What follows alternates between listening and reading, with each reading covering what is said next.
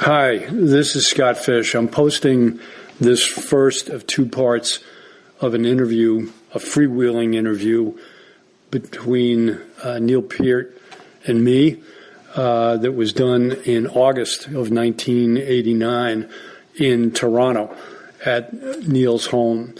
The key purpose of the interview, the original purpose, was to conduct a blindfold test for a magazine that Chip Stern, music journalist, was putting together at the time, that never came, it never saw the light of day, which was too bad because it was a good idea that Chip had. The format was great. But that was my key purpose, and when I asked Neil about doing this blindfold test, he agreed, and he invited me up to his home in Toronto. I was living in Connecticut at the time and drove up there. So what I've noticed from re-listening to this tape is that the tape was turned on, the tape was turned off. So we kind of turned it on when during our conversation we mutually agreed that we were getting into areas that were interesting enough to put down on tape for some reason. I don't think we had a specific idea in mind, but you can hear that, you will hear that on this tape. So basically, the tape, which runs about 47, 48 minutes, begins with the blindfold test.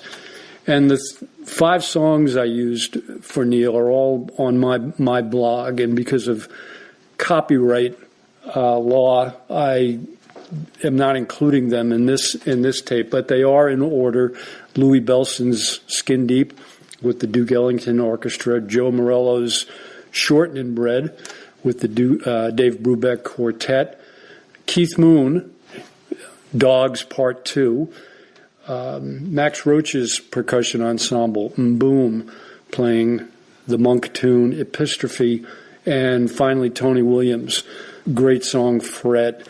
So Neil listens to those songs and comments on them.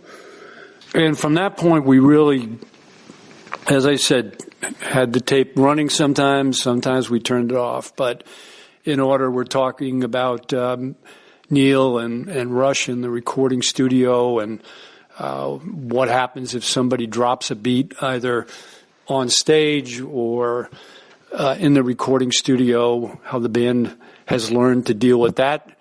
We talk about the concept of playing simple is less more. Neil gives us his views on minimalist drumming.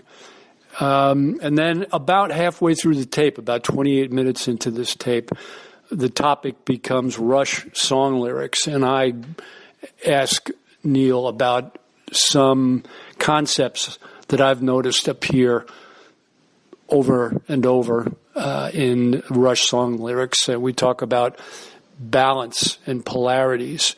We talk about, one of my favorite all time is Neil talking about the stupid lunkhead beat that first appeared with a drum machine, a demo that Geddy Lee and Alex put together for him, and how he decides that sometimes the stupid lunkhead beat is the best beat. Neil talks about song transitions, how they are the weakness of many a drummer, how they're often overlooked. And then we end up this tape just beginning to touch on another song lyric, that concept that appears often in Neil's lyrics, and that is freedom, and also what Neil calls music morality. So there we go. Enjoy. This is, as I said, just very, very, very informal, and I've edited nothing from this, so it's as is. And thanks for listening. You can see the original post and all of the Blindfold Test recordings with Neil at scottkfish.com. Yeah, he's fun. Yeah. Okay. Oh, first response, great. great to listen to. Really exciting, dynamic. Some of the same daring and rhythmic abandon as Gene Krupa's drumming, although I'm pretty sure it's not him. Smoke. That's my overall analysis. Is it Louis? Yeah. What tipped you off? Oh, bass drums. Double bass drums? Okay. Yeah, that was Skin Deep. That was we did with the Ellington Orchestra, and that was the that's the song that really put Louis Bellson on the map. Great title for a drum solo. Skin Deep? Yeah. What do you think of things like the sound of his drums, or the way the classic tonality of the period, I guess, the classic sound of big horn drums. Yeah. And surprisingly, a bit between ourselves, disjointed the solo theme sometimes. Did it? Yeah, it seemed to be wandering a bit, wavering, and then we'd get back into the dynamic shift. But it obviously was built with a format and a progress in a story construction.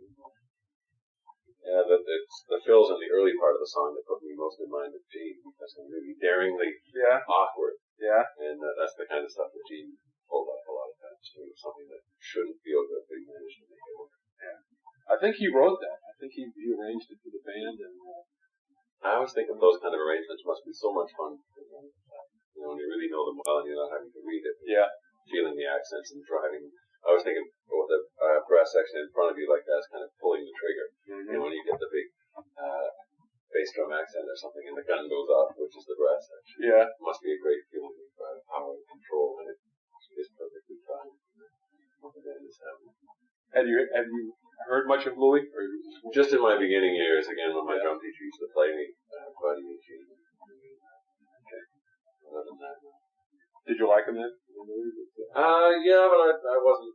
I like their all drummers. Yeah. So I wasn't discriminate enough to tell the differences. So Louis' double bass drumming wasn't a great, one of your reasons. Only indirectly because already a lot of rock drummers were using it. So I think it wasn't influenced just because he did. Yeah. Started. By the time I was playing, other people were using it also. Yeah. So his influence had become used. Okay, time for the next tune. Oh, beautiful sounding drums. The first thing I noticed, the tuning of them. Yeah. It's really sweet. I wondered if it was more modern recording, because more of the tonality seems. 60s, right? Yeah. 60s, yeah. And nice playing, but ironically, the first couple times that the drums and piano were together, they're out of time with each other.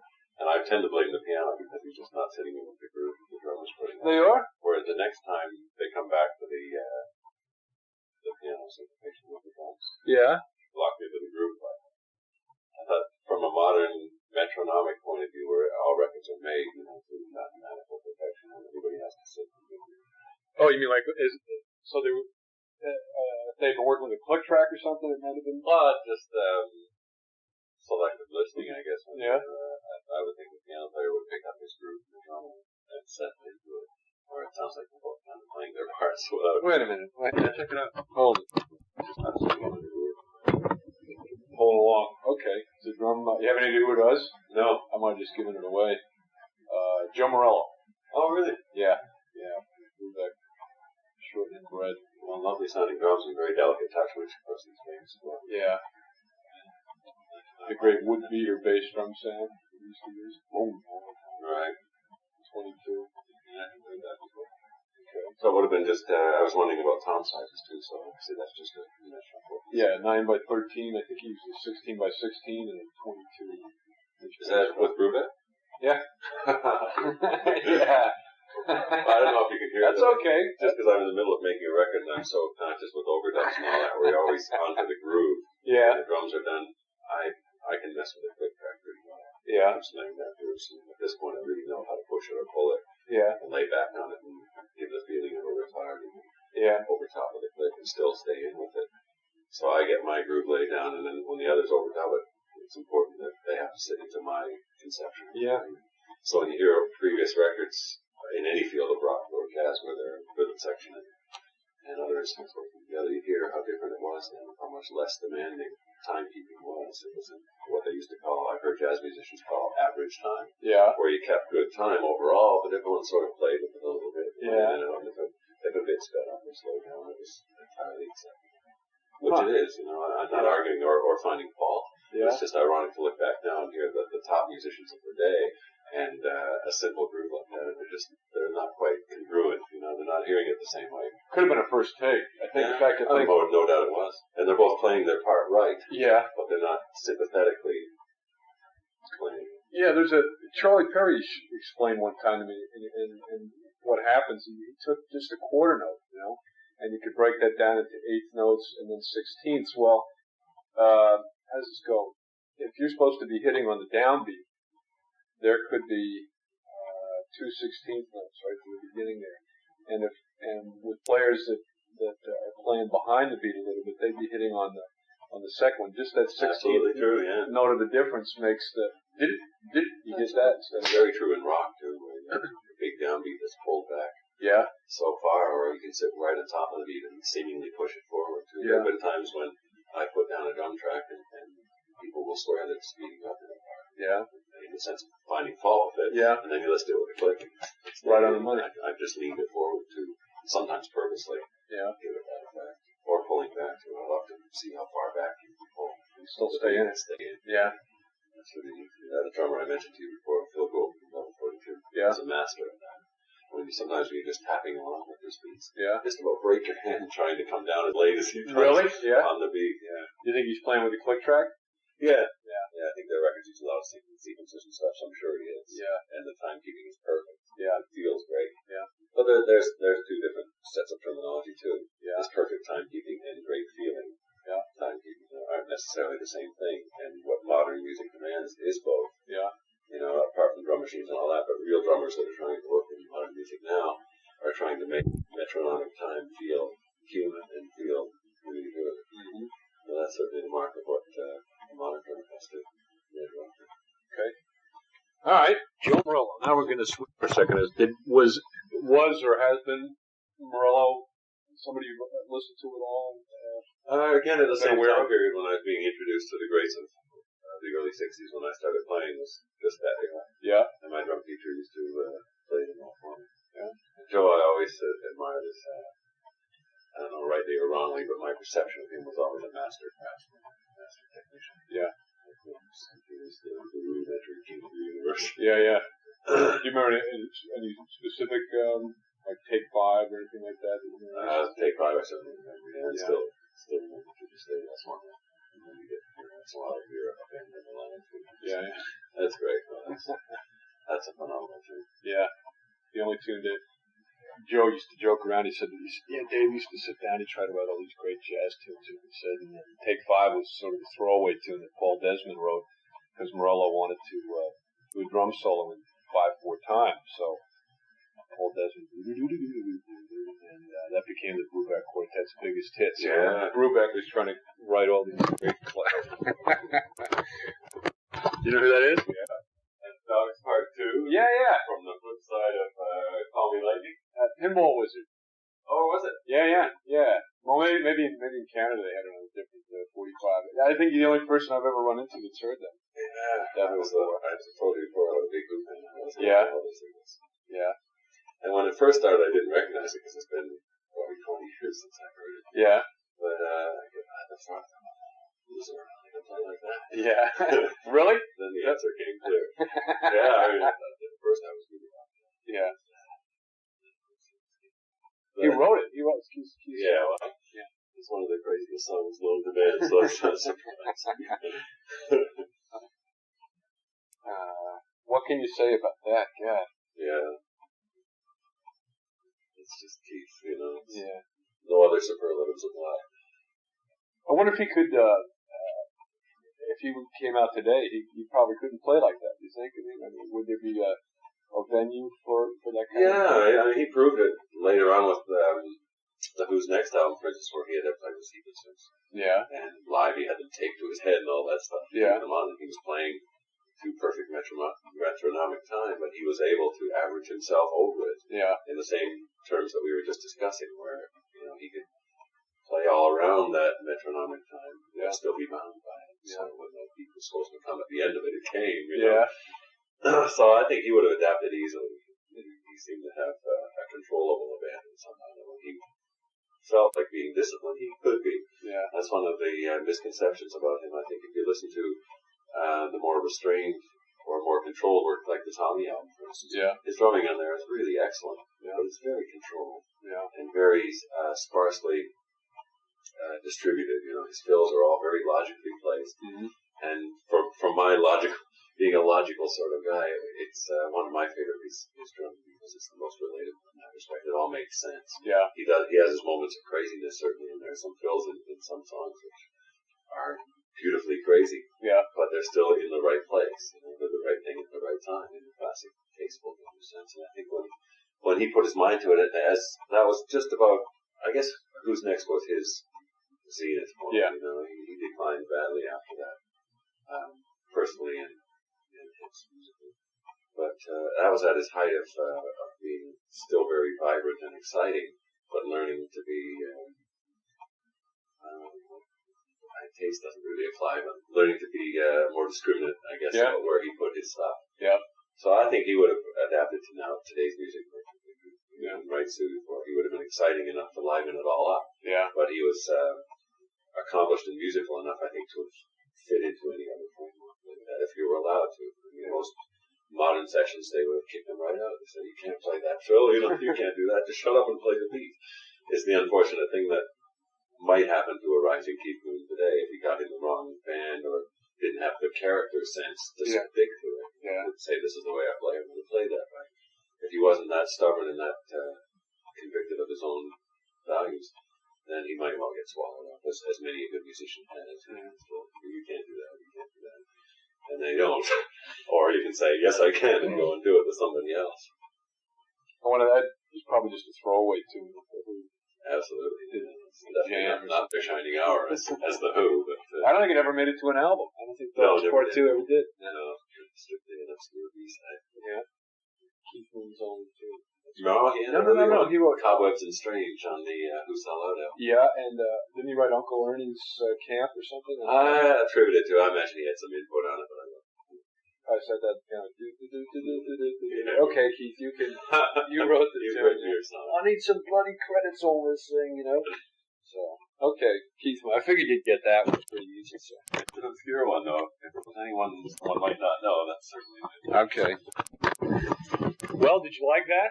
Here's the kind of music that I can understand why people want to make it, but I can't understand why anyone would ever want to listen to it. Why would people want to make it? It would be a lot of fun. Yeah. Just for that reason alone, if you were down in the basement, a couple guys with their vibes and drum set and timpani, we could have a good time. Man, I'm trying to think of every human circumstance under which music can, contribute to the mood. Yeah. And I can't quite find the one for that. This is why you're smashing up your house. You have any idea who it was? Yeah. It's Max Roach's percussion ensemble. Boom. Yeah, I almost said that, but I thought it was too Western. Yeah. I thought their idea was to incorporate traditional acts. Well, what they did was, this is one of Thelonious Monk wrote the song. It's called History. And so the unique thing, I guess, there was the timpani playing. So I can understand why people would want to make this. Yeah, that's all I can say. I listened to it and I smiled. I think, it'd be a lot of fun to do. But then I smile because, who wants to listen? Okay. It's like the answer to the question that nobody asked. Yeah. That's my favorite quote right now. Yeah. The answer, who said from? I don't know. The answer to the question that no one asked. Okay. Why did you think it was Billy Cobham? Oh, just the first explosive fill out of there. Reminded me of Billy, and the type of rhythm feels. Yeah. Reminded me of him. A wonderful drumming for a start. Yeah. Spectacular, the kind of stuff that always blows me away. And the flaws in it just kind of humanize it. Yeah. To make you feel closer to it. Mm-hmm. You don't feel so intimidated by incredible superhuman perfection. So you think you know who it was? Well, Tony Williams was my second idea, just because the sprawling fills. Yeah. To me, again, not being a big student of that kind of music. Yeah. Because of not being such a big fan. It's one of the things that always said with him is he could make a fill sprawl all over the place time-wise. Yeah. Which is enormously effective from a drummer's point of view to hear that. Yeah. To hear it full well. Yeah. But there's so much rhythmic intricacy in that really impresses me, that he has so many different feels to pull out for the same pocket. Yeah. I really admire that. It gets tedious in any field of music to hear the same feel applied to the same rhythmic subdivisions all the time. And he's got a lot of different little triplet inflections there, different ways of pulling the beat around between hand and foot syncopation. Really, really enjoyed it. I do like the sound of his drums and cymbals and stuff. I wondered what the era of that was. 70. Yeah, so it was quite modern then. Yeah, mid-70s, I think. Yeah, but a bit of a harsh sound, subjectively speaking. Mm-hmm. You know, I prefer to hear a smoother tonality and cymbals and all to be a bit more as a kit. You know, sound a little more tuned. The drumming is so spectacular that it kind of negates any of those subjective. That great sound. Yeah, you wonder which point of view to listen from. I tend to, again, I'm a bit hypercritical right now, just being in the process of making a record, that I tend to put myself in the producer's chair and think, well, if I was producing these guys, what would I tell them to do? Who's playing guitar on it? Take a guess. Somebody you know. Somebody you'd be familiar with. Yeah? Yeah. McLaughlin? No? Yeah. Alan Holdsworth. I'm very surprised, yeah. A couple of things were very reminiscent of Alan, but then he just got into all that 16th note noodling and all that, which is melodically, to my mind, is beneath him. He doesn't capable of so much more. Yeah. The album was called Believe It when it came out. It was Tony's first solo album on Columbia Records. It came out about, I think it was 76, the album was released. And I don't know that it did all that well. But what reminded me of this band was Steve Smith's, I don't know if you've heard any of that stuff. He came out for Journey. He went off and he released a couple of solo albums of his own, and it was real reminiscent of this band. It was Alan Pasquale was the keyboard player, and I forget the bass player's name of the band. But, Alan Holdsworth is one of my number one favorite guitar players for his ability to phrase. He phrases so often like a saxophone. Yeah. Which I love. I think taking that approach of phrasing to another instrument, in the same way that Sinatra did it in vocals, he took wind players' phrasing and applied it to vocals so effectively. And the same thing with Alan Holdsworth. I love his sense of melody, and usually the tone of his guitar is usually much sweeter than his studio. Yeah. Another thing that put me off and made me think it must be somebody else. Yeah. So the tone seemed so shallow. Yeah. His is usually so rich and deep. Yeah. So that's a bit of a revelation to me that should be Alan Holdsworth, because it's not a performance of his that I would have been not impressed by compared to others. Do you think that was a live performance? I'm live off the floor, sir. Yeah. Just because of the flaws and they learned the arrangement, but I don't think they rehearsed it that many times. No click tracks? Definitely no. Definitely no click tracks. But that's not relevant in that. Yeah, yeah. Tony nails down the field, no problem. There's no wandering in that.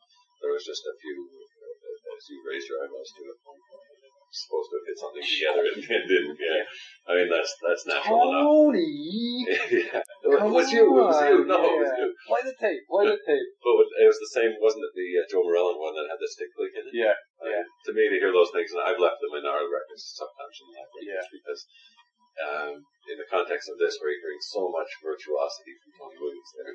To hear a flaw like that, or with Joe Morello to a tiny little flaw like that, merely humanizes it. Yeah. It doesn't detract at all from the incredible virtuosity of the instrument that's demonstrated. They're kind of nice to see. Just, like I said, it reduces us all to the same plane. Yeah. Well, Mattingly tells a funny story about he was working with Joe Morello on Morello's book, and Joe was demonstrating some of the things that he could do from the book, and he had like 3 different things going on. Right hand, I think, foot, and it was like 3 different time signatures or something like that. And Rick was just in awe, that anybody could even pull that off. And he said to him, and then with your left hand, you could play triplets against that. And Morello took him seriously. He goes, well, yeah, you could do that. And he started, and he started playing, and Rick said, and he did another thing with Danny Gottlieb one time. He said, take a stick. Morello did this, and he said, play a single stroke roll as fast as you can with one hand. And Morello just came in with his left and made it like, double stroke roll. It's really hard to do. Yeah. So. Yeah, you get that if two drummers are trying to do something together. I've done this with other drummers just for fun, trying to play opposite each other. Yeah. In the same, what would be taking both halves of a single stroke roll. Yeah. On different drums and trying to play the up. It's tough. Oh, it's really hard to get it smooth. Yeah. Yeah, I did that. I have a marimba duet with a front horn when we try to do that. Yeah. Each taking one hand of the part. Really? And it's a killer. Yeah. Just to try to get it smooth is nearly impossible. You end up ghosting the other part with your hand against your leg or something, trying to keep, if you're trying to be the left hand. Yeah. It's easy to be the right hand. Yeah. But if you're trying to be the left hand, it's really hard. So you tend to ghost it on your leg. Yeah.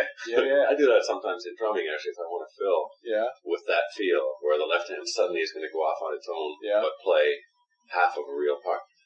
My right hand will be flailing in air. Ghost it like that? Yeah, I'll just ghost it with my other hand because it's something that's so syncopated. Yeah. And if you're trying to do a triplet feel, but not make it too smooth, you want it to be jagged because you're building tension or you're building to crescendo or whatever. So if I have to, I will take a ghosted part, or my left foot sometimes can do it too. If you've got a triplet part that would be easier done with twice as many notes, I'll ghost every second note with my left foot on the inaudible hi-hat. Mm-hmm. Well, there's one fill on the new album that's like that, where I'm doing a push triplet fill. Maybe I'll get a chance to play it for you later. But if you listen to the track without the overdubs on, you can hear the hi-hat. Hi-hat keeping it together. Because through overdubbing, it's been a real problem for everyone because you can't follow it. You can't. It's one of those weird things that just goes across the time in such a way that unless you're really locked in with it, you can't pick it up. So overdub. If somebody's trying to come in at the end of that fill with a guitar part or vocal part, or our engineer was trying to do a drop in from the end of that fill, and it just kept putting him off. There are interesting ways that you can psych yourself into something that otherwise would be either really impossible or really ugly. Because if it's a little off, there's no way. It just doesn't work. It's a good thing you're in a band with guys. I've talked to drummers who Artemis Pyle with Leonard Skinner said, and this surprised me. If on the record he did an eighth, boom. If on stage he just went boom, man, the band would turn around and he could literally wipe out the song. I mean, they were that locked into it. Had to be the exact same way it was on the record. I think that happens to everybody if you take chances. Certainly, it's happened to us through the years that suddenly something will change, whether accidentally or on purpose. And the band just falls apart. I mean, it's the mark of professionalism to be able to pick it up again. You've done that on stage? Yeah, it's happened. Like, say, sometimes by accident, where somebody will drop a beat, or something breaks and distracts you, and you come back in the wrong place or something. And we played through a passage of song, for instance, with it's in time, but a full quarter note of where the downbeats and upbeats are. But as long as someone agrees to take the responsibility and not everybody changing back at once, like I'll wait to the end of the measure and then I'll pick it up. And the guys have learned now that if we're into a situation like that, just wait for me. And I'll grab it again. But if you got everybody thinking, oh God, it's me. If everybody thinks they're wrong, and everybody's in a hurry to correct it, then it just gets worse. Whereas we don't worry about assigning the blame. We just worry about saying, okay, whoever did it, the drummer's going to fix it, and then you don't get into a mess because you can just keep it going, limping along. And then when the moment of possible repair comes, then I can know that it's me going to do it. And like three guys in the outfield, I got it. You see that so often in other fields, and it is exactly that. We're all going to fix it. I'm going to fix it. No, I am. They kill each other, and no one fixes it. And the ball. Right on the ground. Does anybody know where one is? That's right. Paul Riddle's favorite. That's the nicest thing of a band that's been together for a while. You establish those unwritten rules. That if something goes horribly wrong, then someone's going to be the one to step in, and not everybody. Because especially in an arena situation where it's difficult to hear each other, you're not locked into every note. You sort of depend upon people being where they're supposed to be. And rejoining when they're supposed to, and all that has to be a certain amount of trust, more than first-hand knowledge, very often.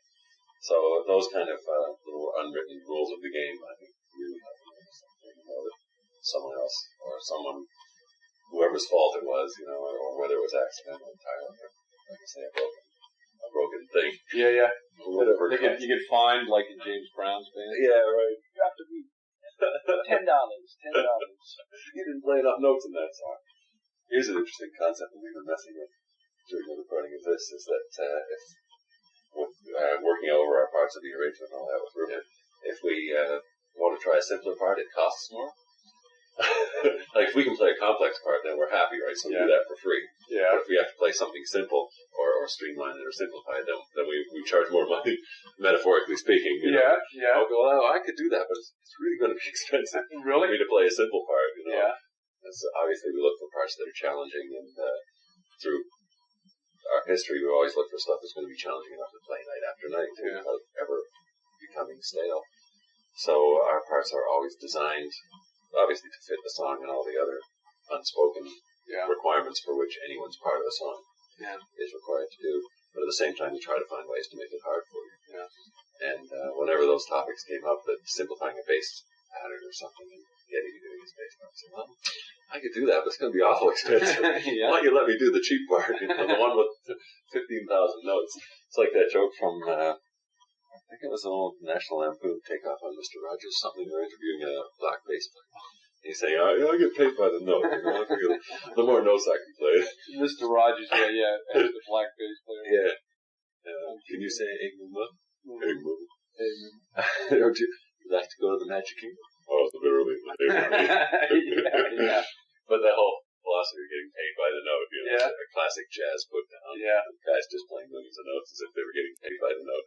So we've taken that to the opposite extreme, that we get paid more for less. Yeah. Because the turnaround of the less is more dictum, which, you know, I've grown up with philosophically for my whole life.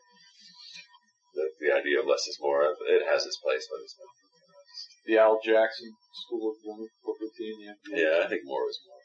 Yeah. And to me, what I admire the most, and I'm not dismissing that out of hand, I know that a beautiful groove laid down simply is a powerfully effective thing. Yeah. It can't be taken away from. But what I admire is the guys who can do that plus. You know, that groove is always present. Yeah. But they have the chops and the feel to be able to go on top of that. Yeah. And do even a couple things, you know, in the course of the song and spark it. Yeah. That to me is the real team. There's a guy in Toronto that's excellent at that. Doing everything. He's done a lot of session work. John Anderson? I think it's Jordan, actually. Jordan. J-O-R-N. Yeah. And he played on a lot of records by a Toronto group called Rough Trade. Yeah. Never known outside of Canada. But they were basically dance music, but live band dance music.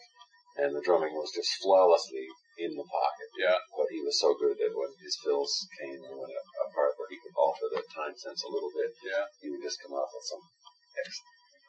Yeah, I'm interested in hearing a little of, you did a couple of records with other people, when you were telling me about it. Just snippets, really, the 1.5 tracks on the Jeff Berlin album. Yeah. Do you have that? I think so, yeah. Can I listen to it? Sure.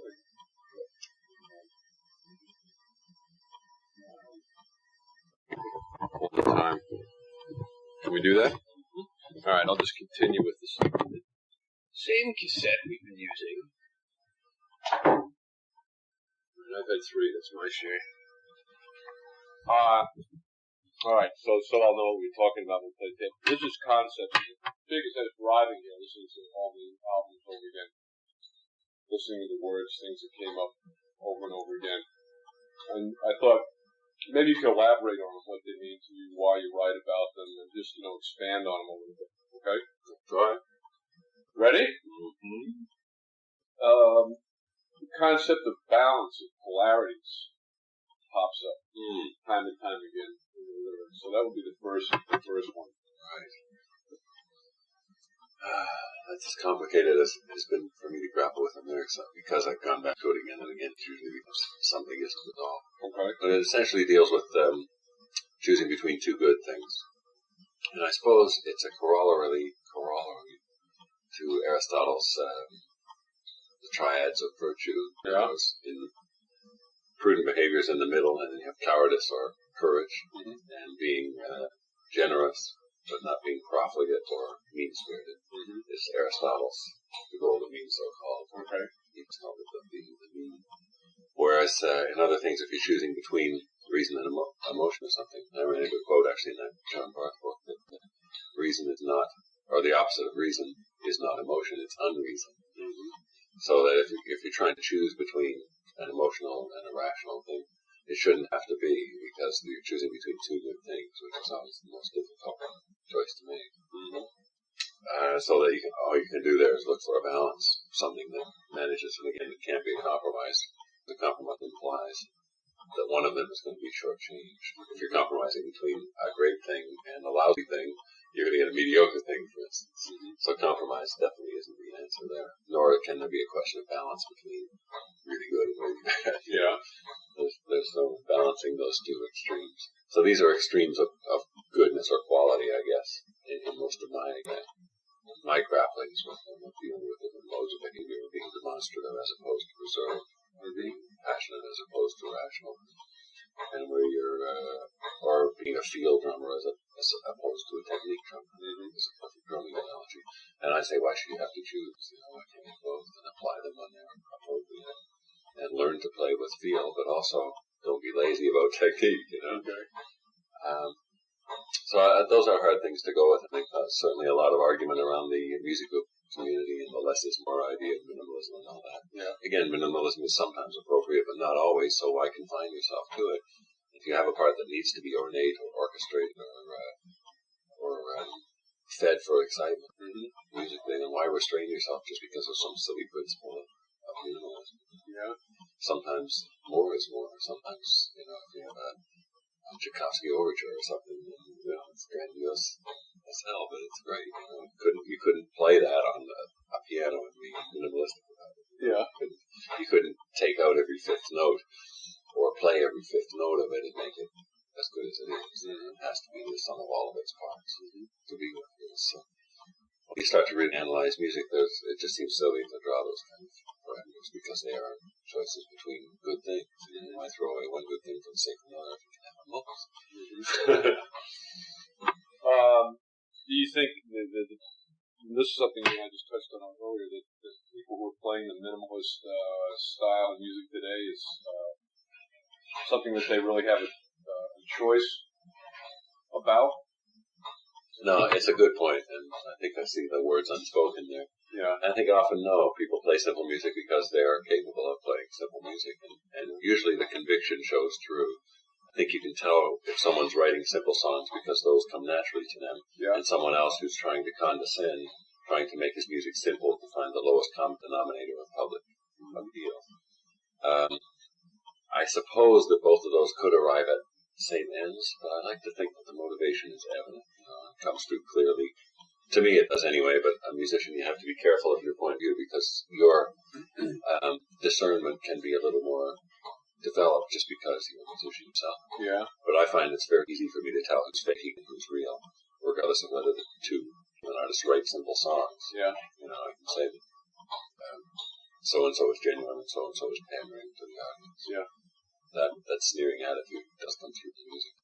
And what about the aspect of when we were mentioning what Keith Moon would be doing, young Keith Moon trying to come up today with that choice, where you might choose to play a certain way, but because of a producer or producer, I guess primarily, you don't have the opportunity to choose. Well, you make it, though. I thought about that since we spoke about it and realized it was exactly the same for me. There are certain bands I was in where I really got pushed upon to stay back there and do your job. Really? And I actually dabbled in session work a bit in London and ran into the same thing where people would say, cut that out, don't play that.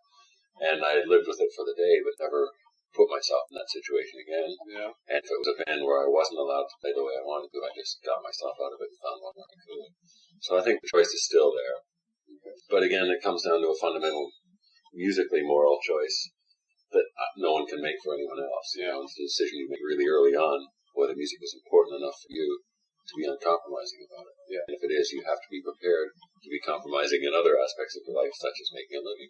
So to me, my attitude was that I wouldn't compromise music. I'd rather do a day job and keep the music pure and play the music I wanted to play. Actually being selfish more than being high-minded. Just play what I wanted to play the way I wanted to play it in part-time if I couldn't make a living in it. But other people see the point of honor as the opposite of that whatever they have to do, they're going to make a living in music. It doesn't matter if they're playing in a new pop band or a country band or a rock band or a jazz band or a lounge act, whatever. It doesn't matter. As long as they're getting paid and making a living from playing their instrument. That's the point of honor. They'd rather shoot themselves than take a regular job. You mean if, yeah. You're driving me.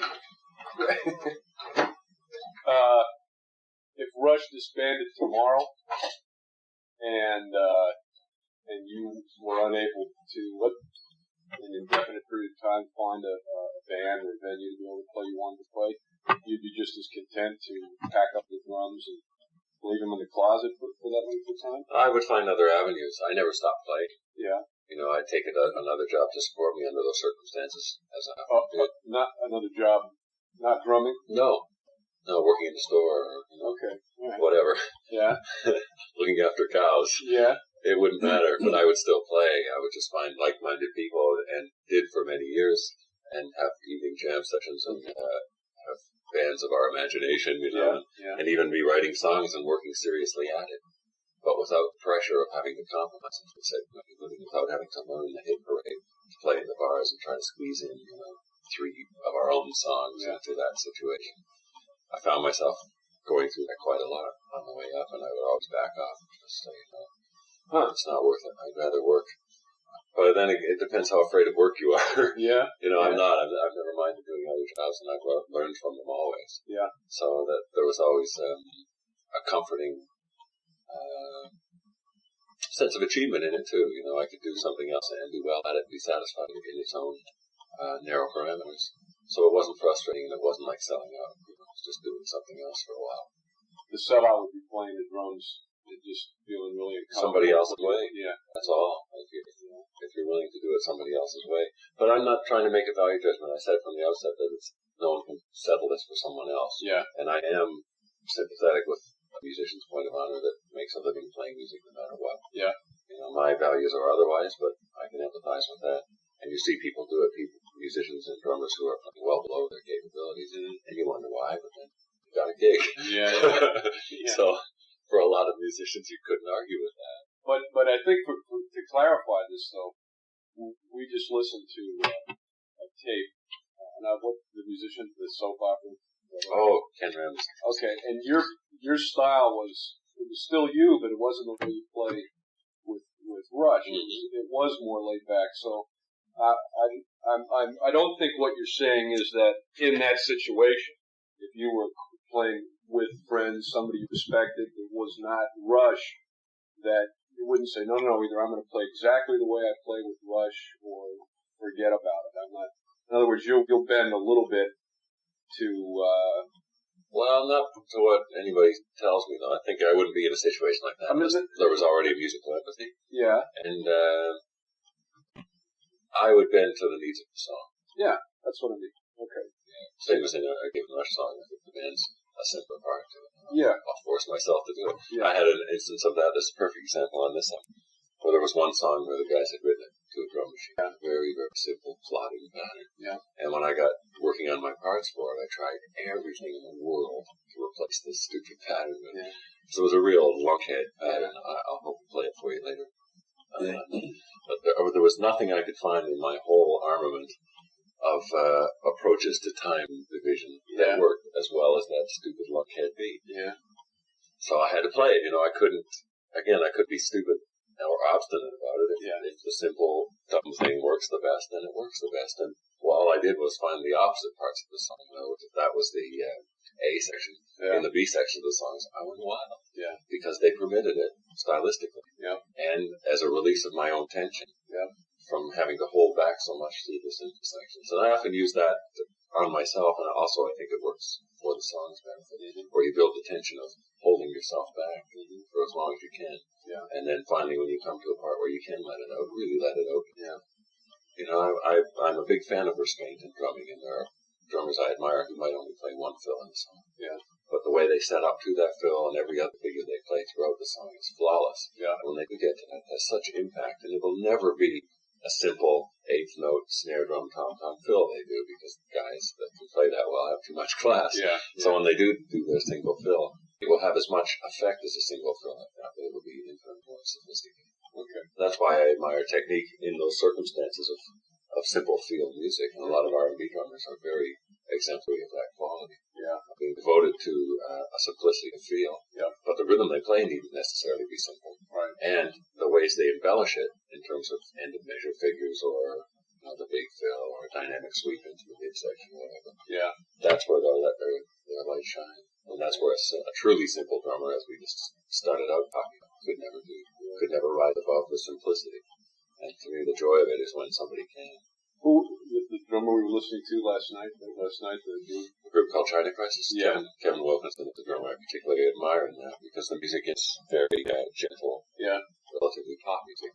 And he was basically playing backbeats from what I could hear. Yeah, but intricately and beautifully constructed backbeats. Yeah.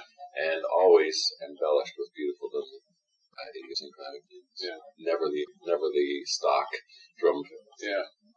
The drummer for Elvis Costello and the Attractions and some of his early albums. Mm-hmm. My Aim Is True and those albums. This guy I was listening to last night, China Crisis, of that style of playing a little bit. So, okay, so the point, and I think that's good that you said it, that you have enough class that if you're with another band, another musician, that you realize that you'll approach if you're going to do the song, if you're not going to walk away from the session, you will bend to the song. You're not going to play something that doesn't fit or something that's obnoxious. You're always playing music. I think is the thing to admire, thing to realize. I happen to like music that's very hyperactive and permits a lot of messing around in. Yeah. But it's still, to me, serving the music because the music is designed to be that way. Yep. If another piece of music isn't, and we've done them within the canon of Rush, there are lots of songs like Taishan we're talking about that requires a very sensitive and simple approach. Mm-hmm. But I worked a long time on getting that simplicity carefully orchestrated. So it becomes just as hard to play as any complex part. You have different levels of complexity too. Yeah. A thing can be complex just because of its scope. Yeah. It can be a series of simple steps, but remembering them all and constructing and putting them together properly becomes a very complex chore. And then there's complexity within the bar, if you like, where it's a whole different kind of focus, a microscopic view of the music as it goes by bar by bar. Sometimes it's nice, and it's an arrangement quality I use in our songs is to step back to the whole song and start constructing it in blocks. The individual blocks might be simpler in the microscopic view, but holding them all in my head and assigning them their proper values and roles and places, and then reproducing it as a single flow of music becomes the big challenge, technically as much as in memory. Okay. Yeah. But transitions are much overlooked, but they're the weakness of many a drummer.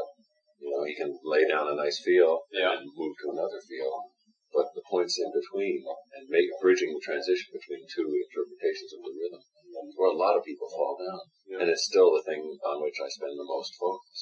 When I'm rehearsing our songs, and I'll have the click track, and I'll be watching how the click track responds to me. To reverse the role, really, and I'll be watching how as I do a fill, trying in another part of my mind, trying to keep track of how it affects it, so that when I do play the song without the click track there, I'm already conscious of the interrelation of metronome to rhythm and flow.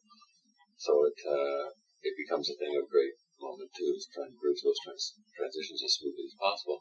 Then from a layman's point of view, or from a beginning drummer's point of view, that's not hard, I could play that.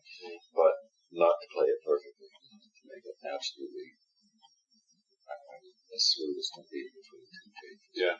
That's the essence of big band folks too, transition stuff. When you can play, between bringing in the horns, bringing in the whatever, same type of thing, or time changes or any of that stuff. So, all right. What else we got here?